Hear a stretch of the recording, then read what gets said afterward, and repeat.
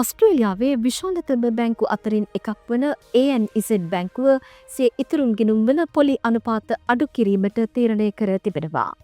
ඒ අනුව ඉතුරුම් ගිණුම්වල පොලි අනුපාත 0.1%කින් අඩු කෙරෙන බවයි වාර්තා වන්නේ. ANZ බැංකුව තම ලාභ සහ ආර්ථික තත්ත්වය සුරකීමේ අරමුණින් මෙම තීරණය ගෙන ඇති අතර ඔස්ට්‍රේලියානු සංචිත බැංකුවේ නිල පොලි අනුපාතය නොවෙනස් වුවද තම බැංකු අනුපාත වෙනස් කළ හැකි බවයි ඔවුන් සඳහන් කරන්නේ. පොලි අනුපාත වෙනස්වීමට ලක්වන බැංකු ගිණුම් අතර ප්‍රෝග්‍රස් සේවර්, ප්ලස් ග්‍රෝත් සේවර් සහ ප්ලස් ප්‍රෝග්‍රස් සේවර් ගිණුම් සඳහන් වනවා. කෙසේ වෙතත් ANZ බැංකුවේ ඇති ඔන්ලයින් සේවර් ගිණුමේ පොලි අනුපාතය එලෙසම 0.65% ලෙස නොවෙනස්ව පවතිනවා. ANZ බැංකුව මෙම තීරණය ගෙන ඇත්තේ සංචිත බැංකුවේ මූල්‍ය ප්‍රතිපත්ති රැස්වීමට පෙර බවයි වාර්තා වන්නේ.